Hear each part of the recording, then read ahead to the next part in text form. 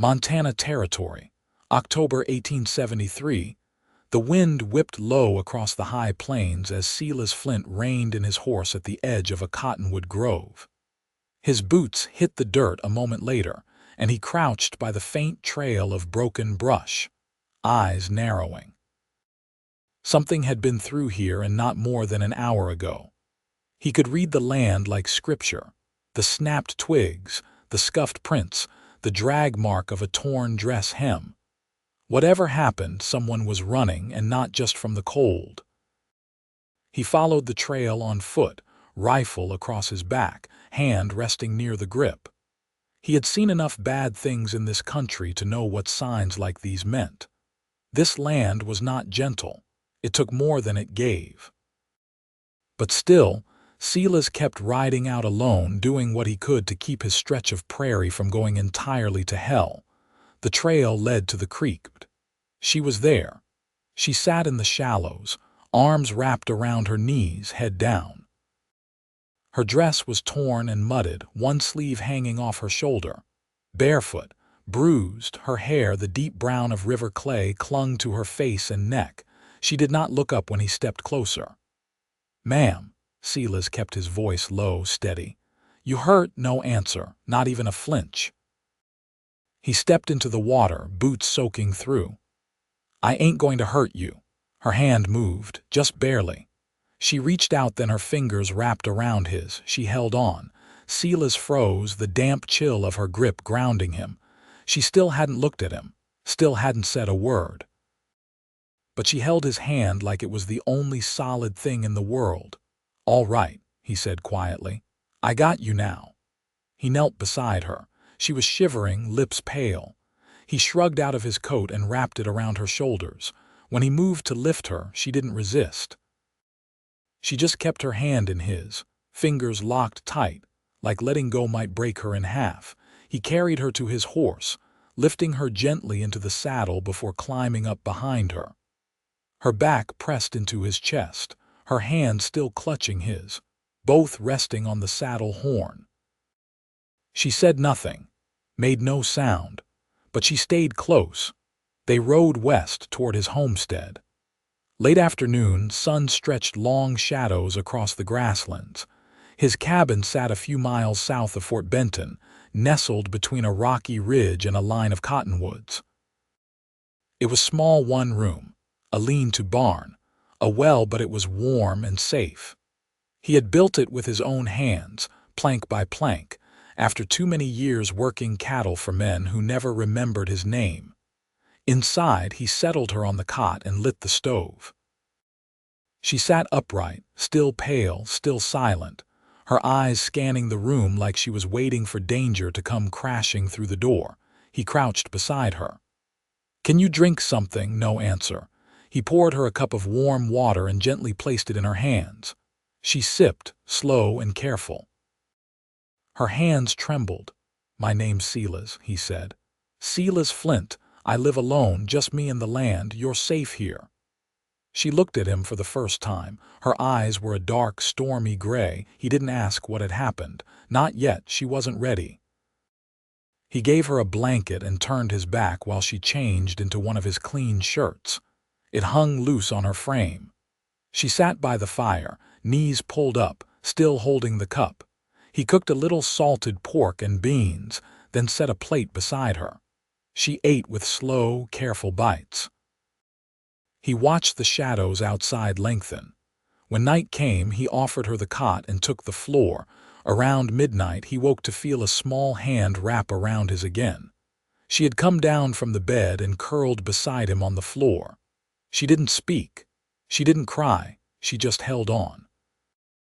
The next morning, she still had not said a word, but she helped him feed the horses.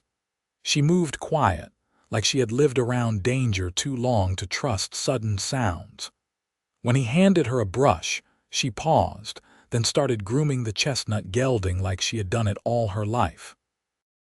"You from a ranch?" he asked. She didn't answer. Just kept brushing. Days passed like that. She stayed close, ate what he cooked, slept in the cot, but always ended up curled beside him by dawn. She never let go of his hand for long. Sometimes she would sit beside him on the porch and just be there. He learned her name on the fourth day. He brought in wood for the stove, arms full, and she looked up at him with that same quiet intensity. "Elora," she said. Her voice was low, rough with disuse. Silas turned slowly. "That your name?" She nodded once. He set down the wood. "Elora." "Sutter," she shook her head. "Elora Singer."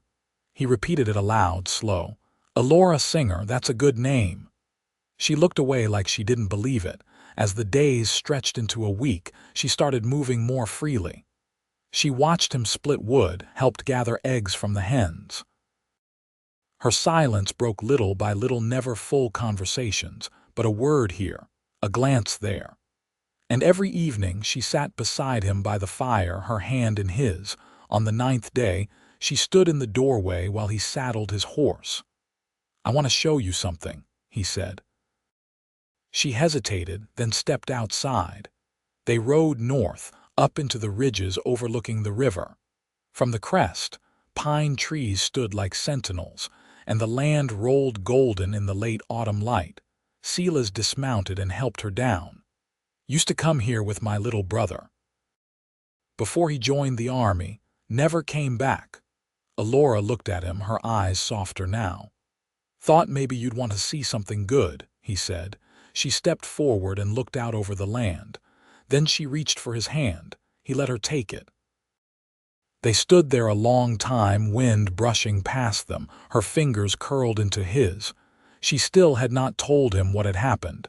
He still had not asked, but she was healing. She was safe, and she was with him. That night, as they sat by the fire, she leaned her head against his shoulder for the first time. Silas did not move. He just let it happen. And for the first time in years, he let himself hope. The first snow came quiet. It dusted the ground before dawn, laying a thin veil over the dry grass and the low porch beams. Silas stepped outside with a lantern, the cold biting at his skin. He saw her standing near the edge of the corral, wrapped in the coat he'd given her, arms folded, watching the sky. He crossed the yard slow, not wanting to startle her. "Didn't think you'd be up this early." She didn't turn. "Couldn't sleep." Her voice had grown steadier in the last few days, though she still used it sparingly. He didn't press. Instead, he looked out at the rising light with her, the land shifting in pale blue and white. After a quiet moment, she said, "You always live this far from folks." He nodded. "Had enough of towns. Too much noise there. Too many men with short tempers and longer memories." She glanced at him, the corner of her mouth pulling faintly. "So you came here to forget?" "No," he said. "Came here to remember different."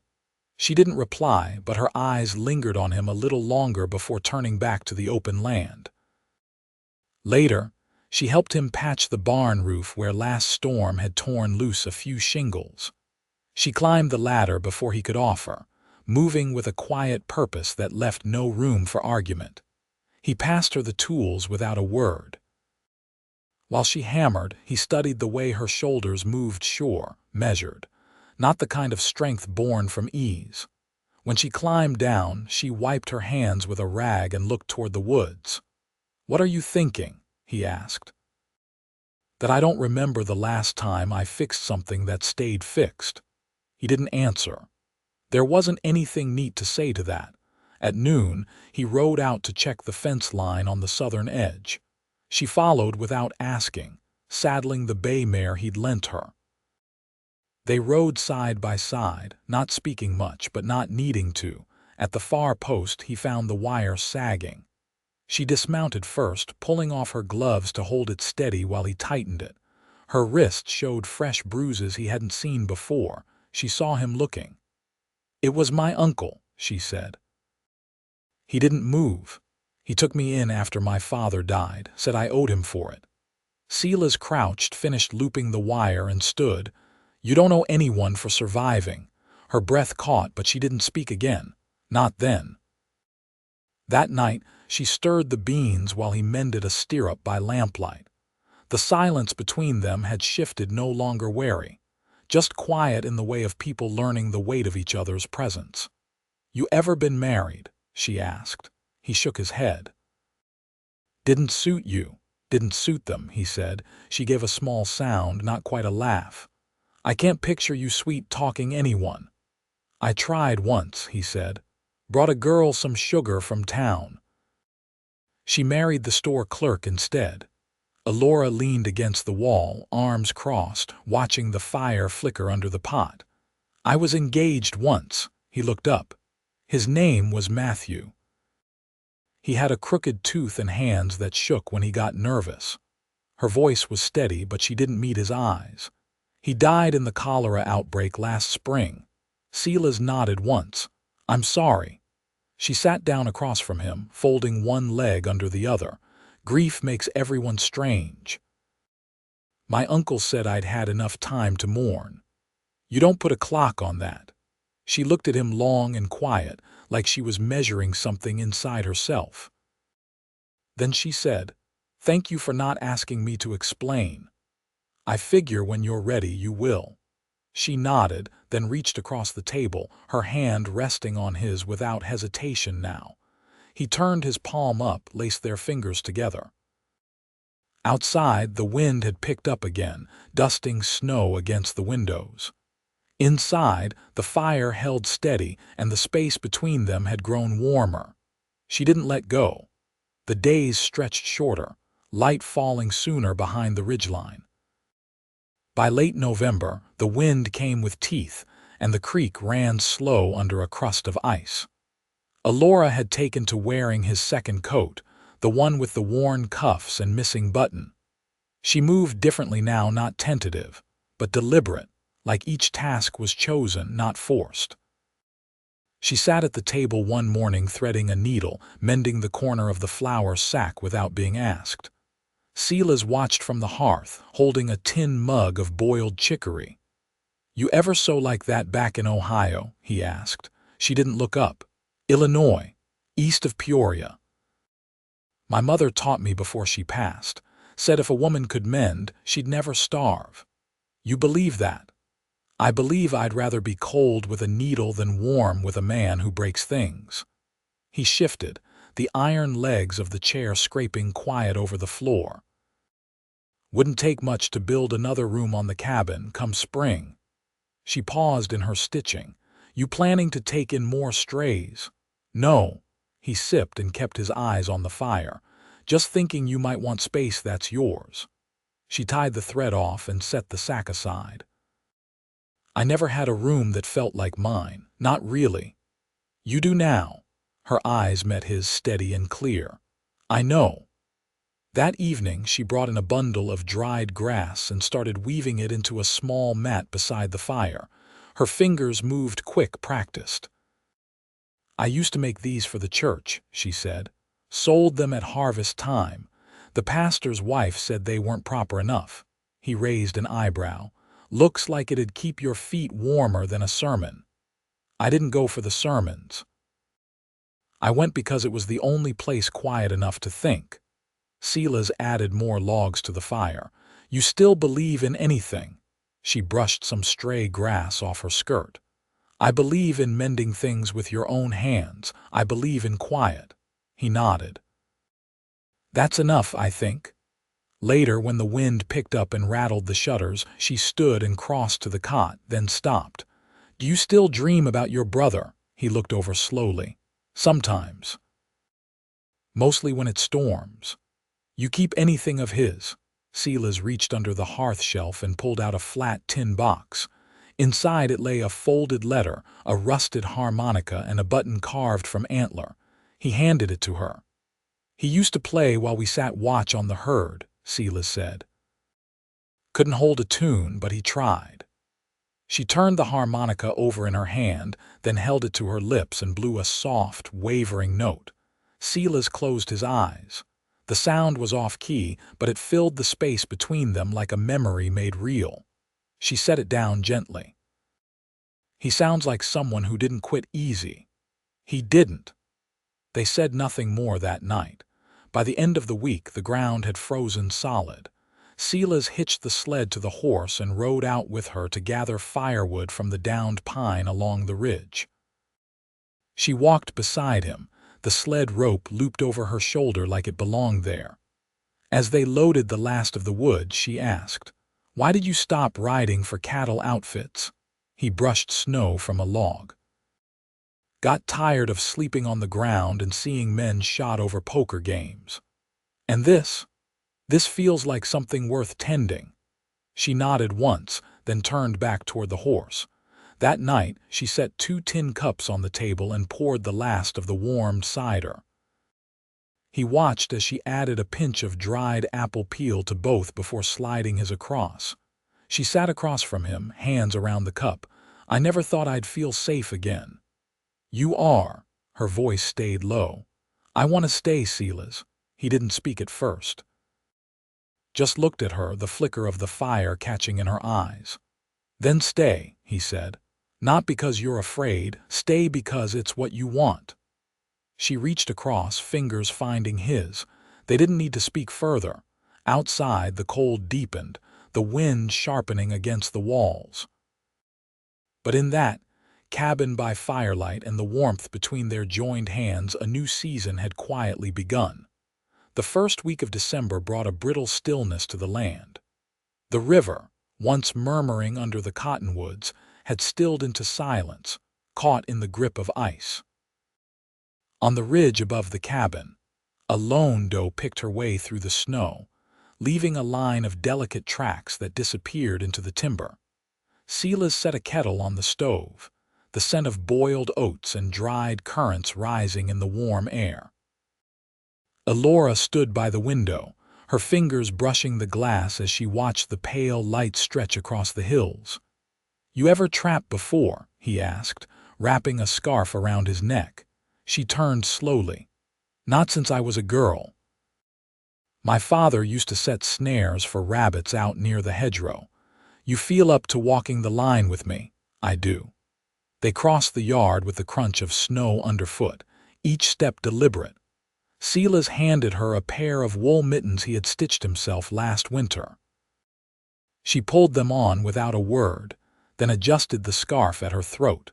The trapline ran north through a stretch of willow and chokecherry, the snow shallow but crusted.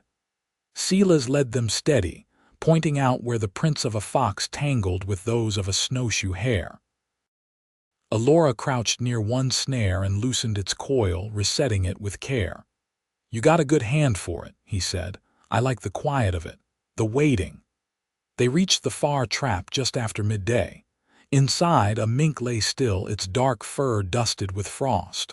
Elora knelt, her expression unreadable.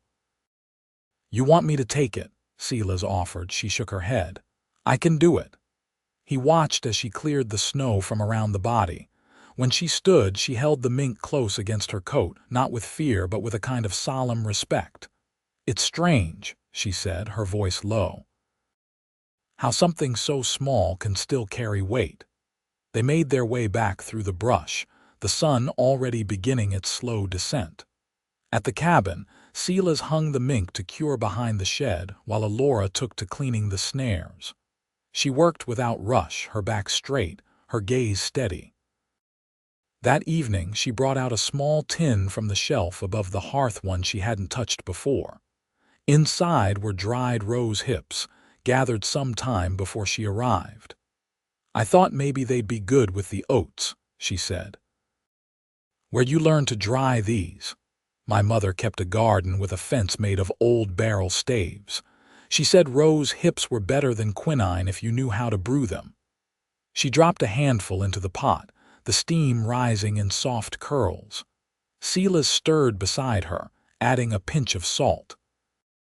"You ever think about planting again?" he asked. She didn't answer right away. "I've thought about what I'd plant if I did."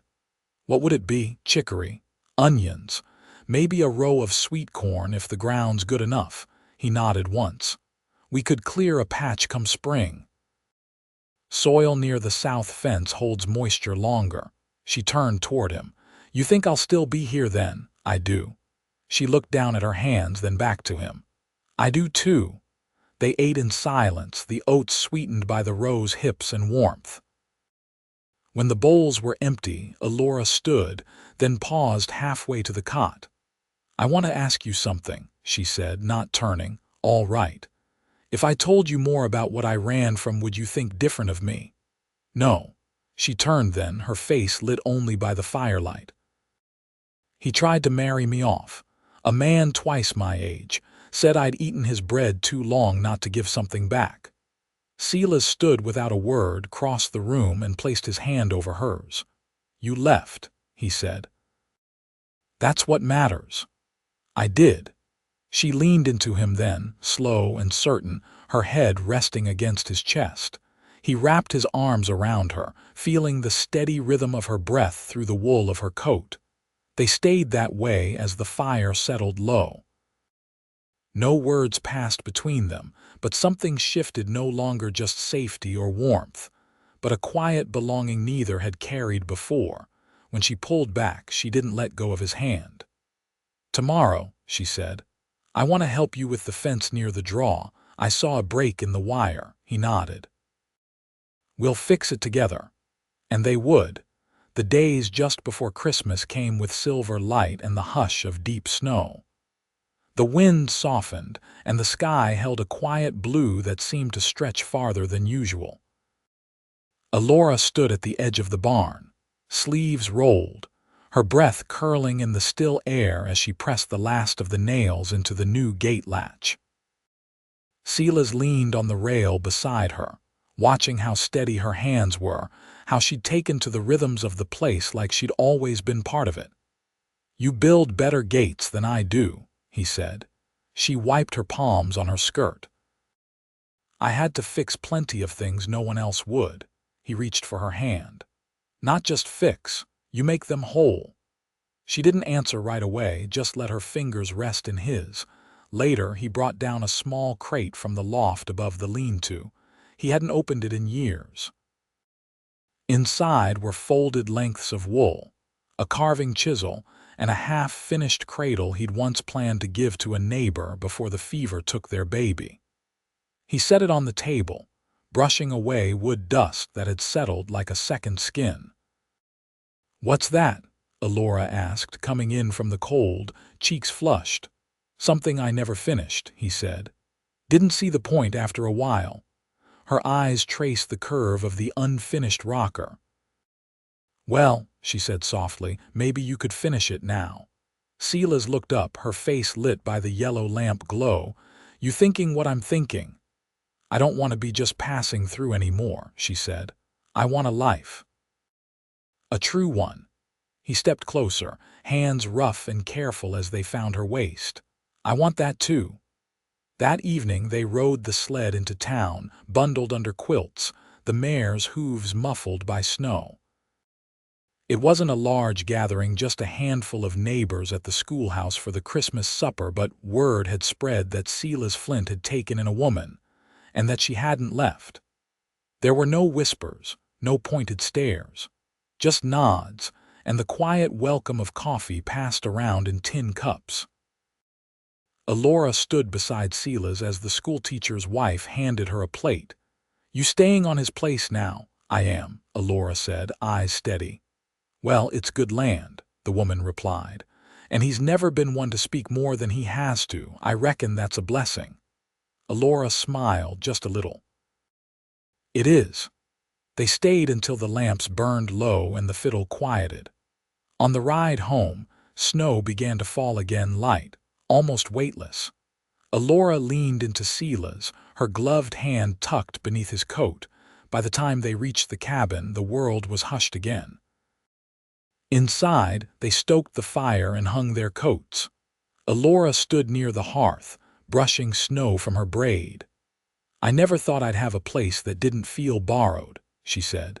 Silas crossed the room and placed a small bundle in her hands, wrapped in a scrap of blue calico. "I was saving this." She unfolded the cloth slowly, revealing a silver ring, plain but careful, the band smooth and cool in her palm. "I know it's not much," he said, voice low. "It's everything," she said. He didn't ask. He didn't need to. She stepped into his arms and kissed him, her hands at his neck, her breath warm against his cheek. It was sure. It was quiet. It was yes. They married on New Year's Day, with snow still thick on the ground and the sun warm enough to melt the edges of the roof. Silas wore his best shirt, pressed and stitched along the cuffs by Elora's hand. She wore a wool dress the color of river stone, and a length of ribbon she found tucked at the bottom of the crate with the cradle. The service was short, just the circuit preacher passing through from Fort Benton. But afterward, the cabin filled with neighbors bearing bread, smoked trout, and jars of pickled onions. Laughter filled the corners that had once held only silence. Elora sat close beside Silas, her ring bright in the lamplight, her voice sure whenever she spoke. That spring they planted together. Not just chicory and onions, but rows of beets, cabbage, and one long strip of corn where the ground stayed damp. Silas built a new room onto the cabin, and Elora lined its shelves with dried herbs and books she'd found in town. The cradle was finished by June, smoothed, sanded, and painted with a single blue star. In late summer, she held his hand on the porch, her belly round beneath her dress. The wind moved through the grass like a lullaby, and the river whispered below the ridge. "You ever think you'd be happy like this?" she asked. He shook his head.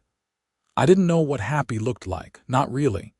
She rested her head on his shoulder. "It looks like this." They stayed there, the sun sinking low, their hands still clasped, the world quiet around them. And when the baby came that November, she was born into warmth and steady hands.